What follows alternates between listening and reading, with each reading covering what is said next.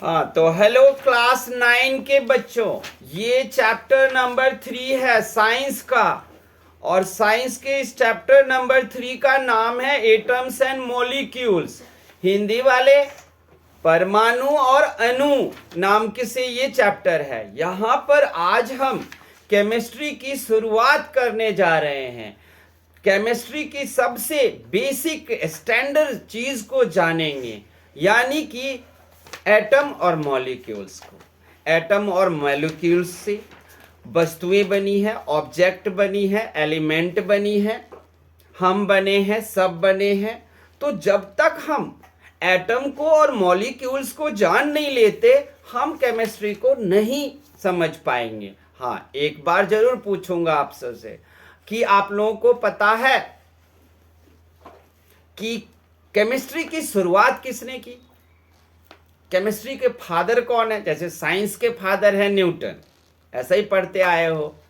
वैसे ही हर एक सब्जेक्ट का कोई ना कोई फादर होता है।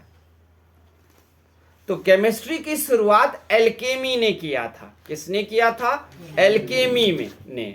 एल्केमी एक बहुत बड़े प्रोफेसर, दार्शनिक, स्कॉलर ये थे, वो लेखक, और पूरी दुनिया उनको जानती थी। उन्होंने एक बार कह दिया कि कॉपर, आयरन, इस सब को प्रोसेस करके ना गोल्ड बनाया जा सकता है।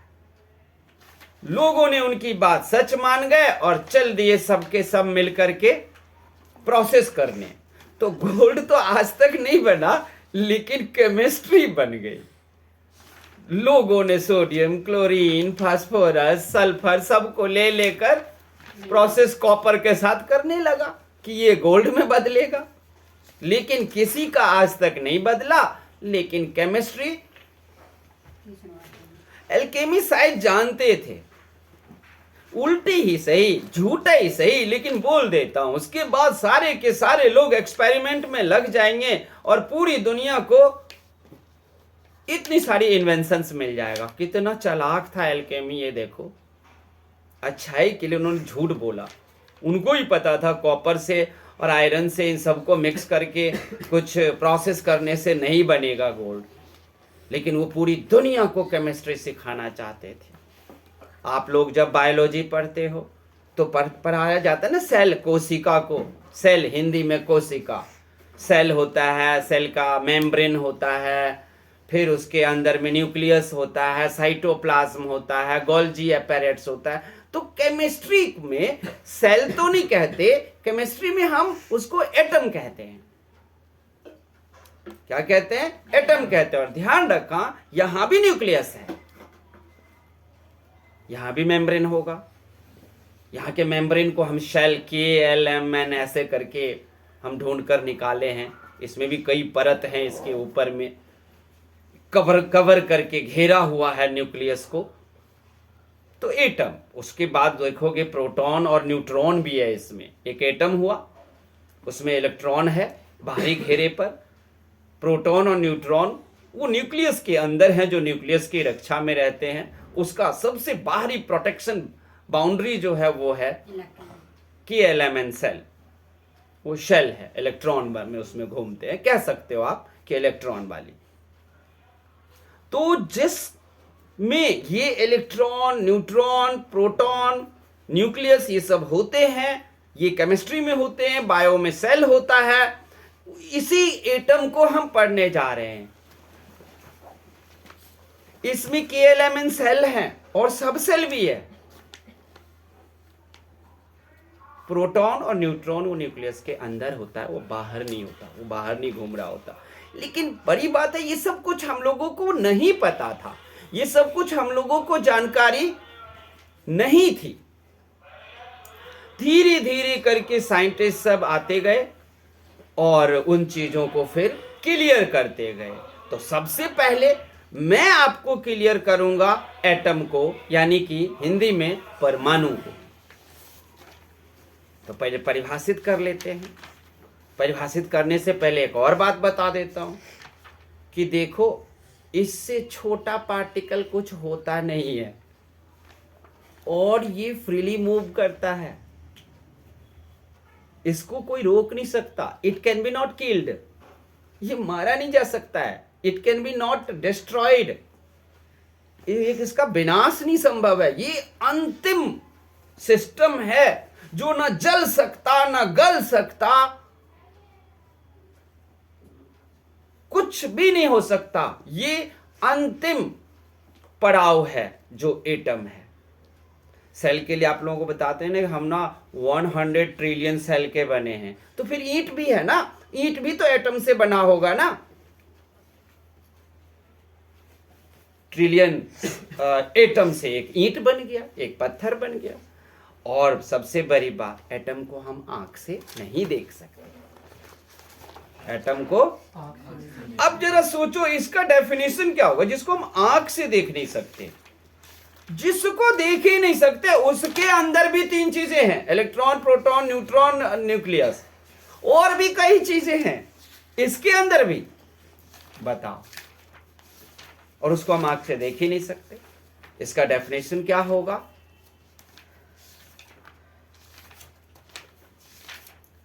द टाइनिएस्ट पार्टिकल, क्या बोलेंगे? The tiniest particle of an object, this is called atom. Simple सा। It contains electron, proton, neutron and nucleus. It exist freely, it can be not destroyed. ये सब अपना करके एक अच्छा सा डेफिनेशन बना के चुन लेंगे। अब प्रश्न उठता है, किसने पहले सोचा इस एटम, परमाणु के बारे में? तो देखो, आज से 2500 साल पहले हमारी साइंस की तरफ जो था वो बुद्धि ज्यादा बढ़ने लगा। हालांकि पहले भी था, लेकिन टेक्नोलॉजिकली दिमाग का काम करना सबूत के साथ ये 2500 साल पहले शुरू हुआ। तो हमारे ही देश में 500 बीसी में, 500 बीसी में महर्षि कनाड हुए और महर्षि पकुधा कात्यायमा हुए। तो महर्षि कनाड और पकुधा कात्यायमा ने सबसे पहले कहा कि कोई भी चीज, कोई भी ऑब्जेक्ट का एक सबसे छोटा पार्टिकल होता है और वो पार्टिकल आपस में जुड़ जुड़ करके फिर एक बड़ी वस्तु बनाते हैं। लेकिन उस पार्टिकल को हम नहीं देख सकते। वो करोड़ों पार्टिकल जब आपस में एक साथ मिल जाते हैं तब हम उसको देख लेते हैं। बाल्टी के एक पार्टिकल, एक एटम को हम नहीं देख सकते। बाल्टी में करोड़ों एटम्स को जोड़ करके मॉलिक्यूल्स, और मॉलिक्यूल्स के बाद फिर एक बाल्टी बड़ा सा ऑब्जेक्ट बनाया गया है। सबसे पहले हमारे देश में पकुधा कात्यायमा और कनाड ने इस चीज को सोचा। हर चीज का सबसे एक छोटा कण है और वो कण फिर डिविजिबल नहीं है, वो कण विभाज्य नहीं है। एक एटम है, उसके अंदर इलेक्ट्रॉन, प्रोटॉन, न्यूट्रॉन है। अब इस एटम में से इलेक्ट्रॉन, प्रोटॉन, न्यूट्रॉन को तुम अलग नहीं कर सकते। तुम तब फिर वो एग्जिस्ट ही नहीं करेगा। एटम के अंदर है, एटम को ही डिस्ट्रॉय नहीं कर सकते तुम। इसके सिस्टम को स्टडी कर सकते हो। बाद में ग्रीक साइंटिस्ट आए, Greek scientist Democrats and Leucippus. Democrats और ल्यूसिपस ने फिर इस बात को सत्यापित किया कि यस, महर्षि कनाड और पकुधा कात्यायमा जो कह रहे हैं वो बिल्कुल सही कह रहे हैं। उन्होंने इस बात को माना कि हर एक वस्तु किसी न किसी टाइनिएस्ट पार्टिकल से बना हुआ है। अब आगे आकर के ये सब अपना खोज रही, सोच रही, थ्योरी रही। लेकिन अगर कोई पूछे कि एटम की खोज किसने की, तो क्या बोलोगे? पकुधा कात्यायमा, ल्यूसिपस, डेमोक्रेट्स, इसका नाम ले लें? नहीं, इन्होंने सिर्फ सोच रखी थी। अभी साइंस में आपको एल लेबोजियर को जाता है, एंटोनियो एल लेबोजियर। पहले एटम है, परमाणु है, परमाणु है, ऐसा चल रहा था। कोई उसे शो नहीं कर पा रहा था कि कैसे। फिर साइंस में काफी तरक्की हुई और एल लेबोजियर ने आकर के, कौन? एल लेबोजियर ने आकर के आपको शो करके दिखा दिया, ये रही आपकी एटम और इसके कॉन्स्टिट्यूएंट्स। अब आपको मानना पड़ेगा है, और इस एटम में पावर उतना ही होता है जितना कि एक बड़े वस्तु में। ये एटम कम नहीं है। आप एक ईंट को तो तोड़ भी सकते हो, एटम को तो तोड़ भी नहीं सकते हो। समझ गए? एंटोनियो, उन्होंने क्या किया था? लॉ ऑफ केमिकल कॉम्बिनेशन भी दिया था। एक एक्सपेरिमेंट किया एल लेबोजियर और उनका फ्रेंड जोसेफ एल प्राउस्ट ने, दोनों ने मिलकर किया और दोनों ने मिलकर के एक्सपेरिमेंट करके एटम को प्रिस्क्राइब कर दिया, एटम होता है। और उसी के साथ ही law of conservation of mass दिया उन्होंने।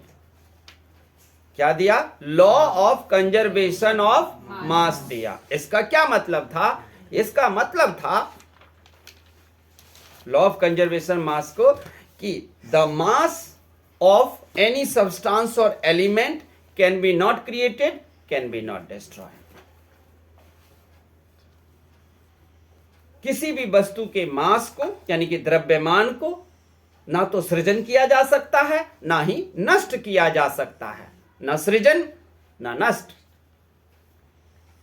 हिंदी में यहां लिखा है law of conservation of mass state that mass can neither be created nor destroyed in chemical reaction. Chemical reaction के दौरान भी आप इसको नहीं कर सकते नष्ट या सृजन। मास मास ही रहता है। जैसे आपने एनर्जी का भी सुना होगा, जब डाल्टन कह रहा था energy can not be created, cannot be destroyed, it can be only transformed, it can be only converted into another form। अब है आपके पास लॉ ऑफ कांस्टेंट प्रोपोर्शन। उसी से अब डाल्टन जी भी आ गए। उन्होंने कहा हाँ मास तो होता है, सब में होता है, लेकिन वो मास जो है वो कांस्टेंट प्रोपोर्शन में ही रहता है। उन्होंने बताया, जैसे उन्होंने बताया कि अगर हम अमोनिया को ले लें, अमोनिया का क्या होता है फॉर्मूला? NH3। तो NH3 में सोडियम है, हाइड्रोजन है। इसके मास को अगर हम देखें तो वो हमेशा 14:3 में रहेगा। और अगर वाटर में देखें ऑक्सीजन और हाइड्रोजन का मास देखें तो वो 1:8 में ही हमेशा रहता है। ये सब चीज आ गया।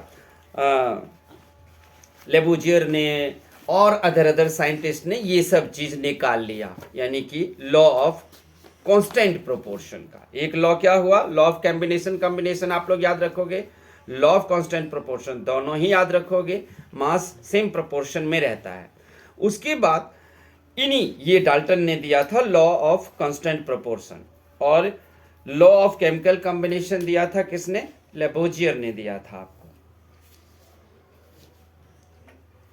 और उनके दोस्त प्राउस्ट ने। अब है आपके पास डाल्टन के रूल्स। तो डाल्टन के according to Dalton's atomic theory, जब उन्होंने भी एटम के बारे में अपनी थ्योरी पेश की, पहले सिर्फ सोच के कौन छोड़ा? फकुदा का त्यायमा, डेमोक्रिटस, ल्यूसिपस। और उसकी सोच को सबसे पहले जो सही ठहराया, प्रूफ किया, वो था लेबोजियर, दूसरे थे डाल्टन। उन्होंने लॉ ऑफ केमिकल कॉम्बिनेशन के जरिए एटम्स की थ्योरी को लोगों को समझाया, और डाल्टन कांस्टेंट प्रोपोर्शन थ्योरी के जरिए एटम की थ्योरी को ही लोगों को पढ़ाया, लोगों को समझाया। डाल्टन एटॉमिक थ्योरी में 6 थ्योरी है। पहला है all matter is made of very tiny particle called atoms which participate in chemical reaction. Second उन्होंने कहा, मतलब ये इन्होंने कहा कि जितने भी मैं पहले रूल में बोला कि जितने भी मटेरियल इस दुनिया में आप देखते हो वो सारे के सारे एक टाइनी पार्टिकल से बने होते हैं जो केमिकल रिएक्शन में भाग लेते हैं। यानी कि वो एक एलिमेंट अगर किसी दूसरे एलिमेंट से वो जुड़ेगा तो जुड़ने के लिए उनको चाहिए एटम, वो एटम ही जुड़ेगा। सेकेंड कहा atom are invisible particle. Third बोला atoms of given element are identical. Fourth बोला atoms of different element have different mass. Fifth बोला atom combines in the ratio of small whole number. Six बोला उन्होंने the relative number of kinds of atom are constant in a given compound. ये 6 rule उन्होंने दिया। अब यहाँ से question आप आ गया व्हाट इज एटम। अब आप बढ़िया सा एक डेफिनेशन ढूंढ करके लिख देना व्हाट इज एटम का। तो क्या लिखोगे? The tiniest particle of an object, this is called off an element मत लिख देना, द टाइनीस्ट ऑब्जेक्ट ही लिखना होता है यहाँ। एलिमेंट, वो जो एक एटम है ना, तो वो अगर सोडियम का है तो वो एक ही एटम को एलिमेंट कहते हैं। अब हाउ बिग इज एटम, तो एटम कितना बड़ा होता है या कितना बड़ा दिखता है ये, तो उसके लिए आपको नैनोमीटर और पिकोमीटर को पढ़ना पड़ेगा। क्या पढ़ना पड़ेगा? और पिकोमीटर को, क्योंकि एटम्स के लेंथ लंबाई को नैनोमीटर में हम व्यक्त कर सकते हैं, पिकोमीटर में। इंग्लिश इसमें भी वही, हिंदी में भी वही। अब देखते हैं what are the modern day symbol of atoms of different element. Modern day में आज जितनी भी एलिमेंट हैं उनके किस तरह के सिंबल हैं ये तो आप लोग जानते हो। थोड़ा पहले देखो, पीरियोडिक टेबल में सिंबल आने से पहले का देख लो, और ये क्वेश्चन में पूछ दे रहे हैं आप। पहले देखो कार्बन को कैसे सिंबल था, हाइड्रोजन का कैसा था, फॉस्फोरस का कैसा था, कॉपर का कैसा था, गोल्ड का कैसे था, सबका यहाँ एक फिगर बना के दिखाया। अब के पीरियोडिक टेबल में क्या है? एल्युमिनियम का Al और हाइड्रोजन का H और सल्फर का S। तो अब वाला सिंबल ज्यादा आसान है या ये पहले वाला बुक में देख रहे हो ये वाला ज्यादा आसान है? कौन ज्यादा आसान है? अब वाला। हाँ, सब यही कहते हैं अब वाला आसान है। तो ये है आपके एलिमेंट। एलिमेंट के तो सिंबल मैंने तो आप लोगों को पहले ही रटा देता हूं, सबको पता है ना सिंबल। और ह ही ली बी बकनो फनीना मंगल सी पास्कल अरररा कका, ये 20 तक। आगे के लिए एस टी बीकर मन फीको नी कूजन, ये हो गया 30 तक के लिए। और जो मेन इम्पोर्टेंट है, जैसे आयोडीन कितने नंबर पे है भाई? 53 पर मैं रटा ही चुका हूँ। टंगस्टन कितने पर है? 74 पे है। उसका बड़ा विचित्र सा सिंबल है W।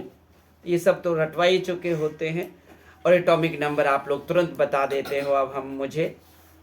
और अगर कोई भी बच्चा ऑनलाइन का हो तो उन्हें इस बात का ध्यान रखना चाहिए कि अगर केमिस्ट्री और केमिस्ट्री के रिएक्शंस को आप समझना है तो पीरियोडिक टेबल में आपको किसी तरह की प्रॉब्लम नहीं होना चाहिए कि उसकी कैरेक्टरिस्टिक रूल्स को आप नहीं जानते हो। क्योंकि अगर आपको पीरियोडिक टेबल के सारे रूल्स, रेगुलेशन, वैलेंसी, ये सब कुछ नहीं पता है तो केमिस्ट्री सब दिन आपके सिर के ऊपर से जाती रहेगी। पीरियोडिक टेबल को समझना, अंडरस्टैंड करने का सीधा सा मतलब है कि आपने केमिस्ट्री को खून में उतारने जा रहे हो। आपके रगों में केमिस्ट्री दौड़ेगी। लेकिन पीरियोडिक टेबल पर आपको पकड़ होनी चाहिए। एटॉमिक नंबर ना भूल जाओ किसी का।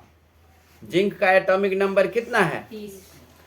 अब आते हैं एटॉमिक मास। मास नंबर तो एटम नंबर तो आप लोगों को याद है। मास नंबर आप चुटकियों में निकाल लोगे, सबका डबल कर देना। क्या करना?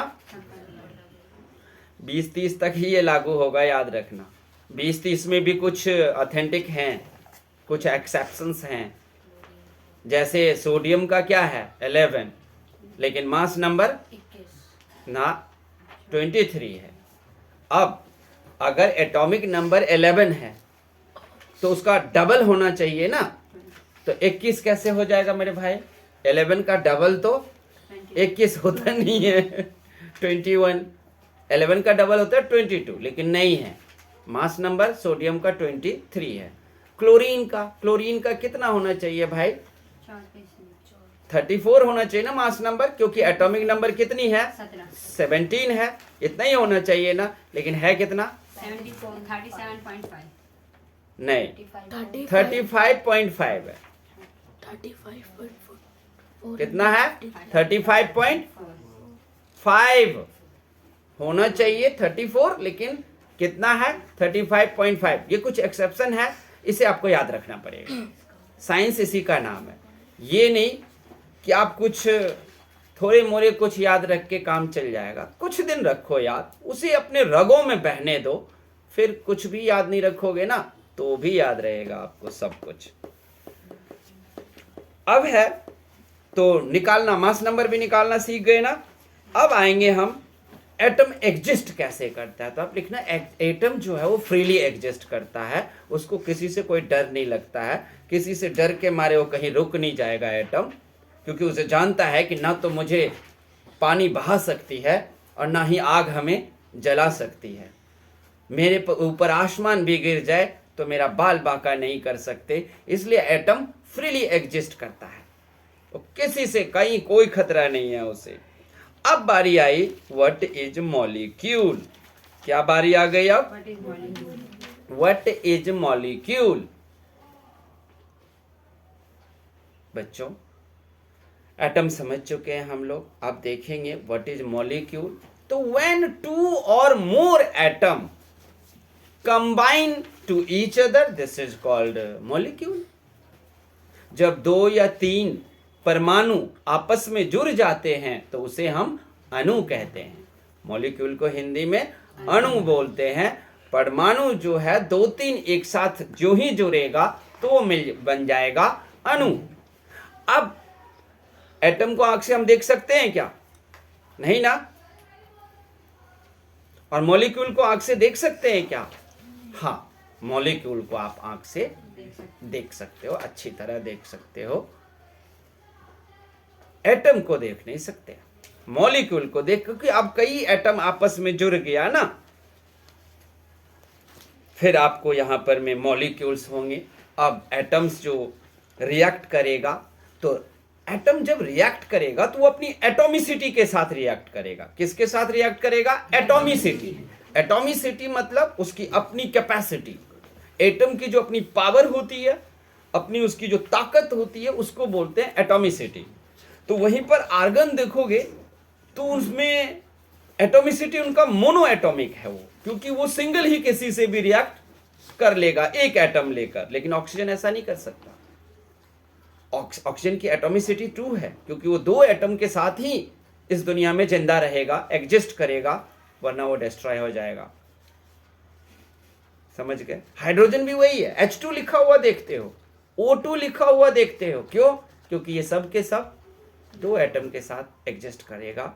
इसको बोलते हैं हम एटॉमिसिटी, एटम की अपनी ताकत। ऑक्सीजन 2 एटम की ताकत से ही वो एग्जिस्ट करता है इस एटमॉस्फेयर में। नाइट्रोजन डायटोमिक है, वहीं पर फास्फोरस देख लो टेट्रा एटॉमिक है। ये 3 एटम से भी इसकी रिएक्ट कर लेता है, 4 एटम से भी कर लेता है ये रिएक्ट फास्फोरस। और सल्फर तो पॉली है, अरे सल्फर तो 8 इलेक्ट्रॉन के साथ कर लेता है। S8 भी है, बताओ। सल्फर का 8वां काइंड्स S8। तो ये पॉली एटॉमिक है, ये कितने भी एटम्स को लेकर रिएक्ट करेगा, जिंदा रहेगा। इसलिए S4 भी होता है, S3 भी होता है, S8 भी होता है, उसी तरह P4 P3 P ये भी होता है। ऑक्सीजन O2 ही होता है, हाइड्रोजन O2 H2 ही होता है, जहां लिखा देखो। अब इसमें वाटर और अमोनिया, कार्बन डाइऑक्साइड है, इस सब का आपको रेशियो निकालना आना चाहिए। तो जब भी आप वाटर में हाइड्रोजन और ऑक्सीजन की रेशियो निकालोगे तो हाइड्रोजन कौन से स्थान पे है बताओ? 1 पे है ना। और ऑक्सीजन कितने नंबर पे है एटॉमिक नंबर में? 8 पर। तो इसको 1:8 लिख दोगे, हो जाएगा। ये वैसे 2:16 था, उसको काट कर 1:8 लिखा जाता है। समझे बच्चों? हैं? दोनों के मास का। तो मास, हाइड्रोजन का मास कितना होगा और ऑक्सीजन का मास 16। दोनों को डिवाइड कर दूंगा, रेशियो में आ गया 1:8। वहीं पर मैं अमोनिया में नाइट्रोजन और हाइड्रोजन का जरा रेशियो ऑफ मास निकाल के देखो तो क्या होगा, 14:3 बुक में लिखा हुआ है। मतलब कि नाइट्रोजन का मास नंबर 14, 7 है ना उसका एटॉमिक नंबर, तो 14 है, डबल करेंगे। और उसका हाइड्रोजन का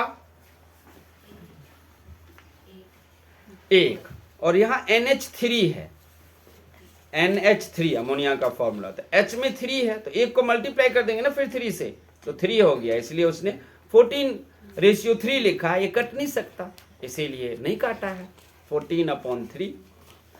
उसी तरह कार्बन डाइऑक्साइड में कार्बन और ऑक्सीजन 3:8 में है। अब आया व्हाट इज आयंस। ठीक है बच्चों, तो पूछेगा व्हाट इज आयन, तो आप बोलना ions are the charge particle.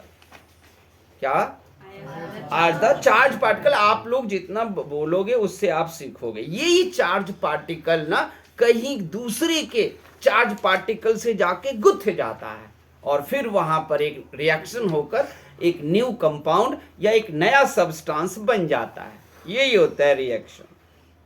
तो अब अगर आपको एटॉमिक नंबर हो गया हो ये सब, तो थोड़ा और भी चीजों को आपको देखना है। अब ये जो आयंस है ना, वो 2 काम करेंगे। ये आयन वे करेंगे अनायन और कटायन। आयंस प्रोसेस करेंगे दूसरे से जुड़ने के लिए ना, क्लोरीन के आयन सोडियम से जुड़ने के लिए प्रोसेस करेंगे, जिसको हम केमिस्ट्री में रिएक्शन कहते हैं। और उस रिएक्शन को लिखते हैं ना, Na+Cl gives arrow NaCl।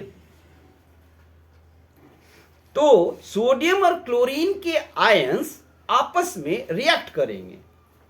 इस रिएक्शन को वो 2 तरह से कर सकते हैं, या तो वो अनायन करेंगे या वो कटायन करेंगे। अनायन कब करेंगे, जब वो अपना इलेक्ट्रॉन यानी कि अपना आयंस लूज कर देंगे, उनके साथ जुड़ करके उन्हीं के साथ रहने लगेंगे, उन्हीं के घर में, तो क्या हो गया अनायन। कटायन जब ये गेन करेंगे, क्या करेंगे, हाँ देखो यहां लिखा है charge ion is called anion, a negatively charge. Anion जो होगा वो क्या करेंगे, नेगेटिवली चार्ज होगा। The charge species are known as ions. यहां भी है आपको the charge species.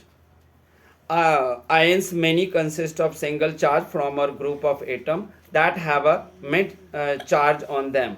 An ion can be negatively or positively charged. A negatively charged ion is called anion and the positively charged called an cation. Take example, sodium chloride. Its constituent particle are positively charged sodium ions and negatively charged. ठीक है, तो इसको फिर ना आपको दिखाना पड़ेगा कि अगर सोडियम और क्लोरीन ने अगर रिएक्शन किया है तो अनायन से किया है या कटायन से किया है, ये आपको देखना पड़ेगा, लिखना पड़ेगा। सिंबल भी यहां देख लो, यहां पे क्या लिखा है, Na लिखा है और Na के साइड में पावर नोटेशन पर देखो प्लस लिखा है, नहीं लिखा है। पोटेशियम में भी प्लस लिखा है ना, तो ये प्लस होने का क्या मतलब हो गया, आयंस कटायन होंगे या अनायन इसमें होंगे। नेगेटिवली चार्ज तो अनायन होता है, पॉजिटिवली है ना ये, तो ये कटायन है कर रहे हैं। ये कटायन में क्या होगा, ये किसी से किसी को दे रहे हैं, नहीं सॉरी अगर उल्टा बोला हो तो। कटायन में क्या, प्लस लगाने का मतलब ये किसी से जुड़ने जा रहे हैं, ये नहीं कि इनमें आके जुड़ गया। जिसमें क्लोरीन में Cl में देख लो माइनस लगा हुआ है, इसका मतलब इनके पास टूटकर आ रहा है। आप तो निजी जिंदगी में प्लस का मतलब क्या समझते हो, जुड़ना। तो अगर आप देखोगे सोडियम का साइन प्लस है, Na+ है, इसका मतलब इसमें प्लस हुआ होगा और आके नहीं, इसने किसी को दिया है प्लस होने के लिए। थोड़ा सा इसी पॉइंट को कहते हैं समझ जाना केमिस्ट्री। और जहां नेगेटिव साइन है, इसका मतलब वो गेट कर रहे हैं, उनको मिल रहा है। तो अनायन वाला क्या करेंगे, वो गेन करेंगे। अगर मैं उल्टा बोला हूं तो माफ करना, कि वहां पर में क्या होगा, अनायन गेन कर लेगा, क्योंकि उसमें क्या लगा रहेगा, माइनस। माइनस। तो आप समझ गए, कटायन आनायन। किसी के भी माथे पर पावर में अगर NH प्लस लिखा रहेगा, मैग्नीशियम प्लस लिखा रहेगा, तो समझ जाना ये इसका मतलब क्या है। उसके बाद आएगा आपको फॉर्मूला लिखने के लिए। तो ये जो आप देख रहे हो, आप बना रहे हैं NaCl, Na और Cl को हमने जोड़ा था, फिर हाइड्रोजन और ऑक्सीजन को आपने जोड़ा था। किसको जोड़ा था, हाँ, इन सबको जोड़ा था। तो इसको जोड़ने पर में कैसे लिखा जाए वो सिखा रहा है, यानी कि केमिकल इक्वेशन बनाना। क्या सिखा रहे हैं, अब देखो। तो ये हम आपको कई बार आप लोगों को सिखाए हैं, आज भी सुन लो और कॉपी पर अभी सिखा देंगे फिर से कि NaCl है, Na की वैलेंसी उसके सामने लिख देंगे, क्लोरीन की वैलेंसी उसके सामने लिख देंगे, फिर उसको क्रॉस मल्टीप्लाई करके लिख देंगे तो NaCl हो जाएगा। जैसे मैग्नीशियम क्लोराइड है तो Mg लिखेंगे और Cl लिख देंगे, Mg के नीचे वैलेंसी लिख देंगे 2 और क्लोरीन के नीचे लिख देंगे 1, दोनों को क्रॉस मल्टीप्लाई करेंगे तो MgCl2 लिखा जाएगा। ऐसे ही लिखते हैं, जैसे देखा है ना H2SO4 लिखा हुआ, तो H2SO4, तो आप सोचोगे ना इसमें 2 4 कहां पर कैसे किस तरह आके लग गया, उसका रूल क्या है, उसको बोलते हैं हम केमिकल इक्वेशन लिखना वैलेंसी के थ्रू। तो वो लाइए हम आपको सिखा देते हैं। उसके बाद आपके पास कि आप उसमें मास नंबर निकालोगे, तो मास नंबर भी हम कॉपी पर आपको निकालना दिखा देते हैं। जैसे CaCO3 दे दिया, ये है कैल्शियम कार्बोनेट, इसमें इसका मोल नंबर, तो शायद मोल नंबर अब आपकी क्लास से कट चुका है। मॉलिक्यूलर मास और मोल कॉन्सेप्ट ये तो दे दिया है, लेकिन ये है कुछ नहीं। मॉलिक्यूलर मास, मॉलिक्यूलर फॉर्मूला ये 11th के केमिस्ट्री में होगा, यहां पहले था लेकिन अब न्यू सिलेबस में यहां से निकालकर 11th में डाल दिया है। तो molecular mass and mole concept, तो मॉलिक्यूलर मास समझ गए कि मॉलिक्यूलर मास हम किसी का भी निकाल सकते हैं, जैसे CaCO3 का भी, CaCO3 का भी निकाल सकते हैं। कैल्शियम का मास, कार्बन का मास, ऑक्सीजन का मास, तीनों को जोड़ देंगे और अगर वहाँ O3 लगा है तो ऑक्सीजन के मास के साथ 3 को हम मल्टीप्लाई करके फिर जोड़ेंगे, ऐसे निकल जाएगा, जो हम अभी आपको कॉपी पर दिखाएंगे। आपके भी बुक में यहाँ मास नंबर निकालना सिखाया, मॉलिक्यूलर मास या एटॉमिक मास निकालना, सब एक ही है, मॉलिक्यूलर मास, एटॉमिक मास। हाँ, हल्का सा आपको 11th में जाकर हल्का सा डिफरेंस लगेगा, यहाँ सब कुछ सेम ही है, वहाँ भी वैसे सेम ही है। तो आइए हम आपको इसको कॉपी पर निकालना सिखा देते हैं। तो फिर ये चैप्टर पूरा कंप्लीट हो जाता है। ये तो सिखाने के लिए, अभी तो इसमें आपको 2-3 ऑफलाइन क्लासें लगेंगी, उसमें जाकर हम आपको सारे न्यूमेरिकल, वैलेंसी, क्वेश्चन आंसर कराएंगे, तब आपको केमिस्ट्री अच्छा लगने लगेगा। अभी हमने एटम और मॉलिक्यूल के बारे में बेसिक जानकारी दी है, इसे आप लोग बार बार सुनते रहो, बार बार सुनते रहो, ऑटोमेटिक आप लोग केमिस्ट्री समझ जाओगे, केमिस्ट्री भारी नहीं लगेगा। पीरियोडिक टेबल को संभालना है और फिर केमिस्ट्री आपको अच्छा एग्रीगेट भी करवा देगी। ओके बच्चों, थैंक यू।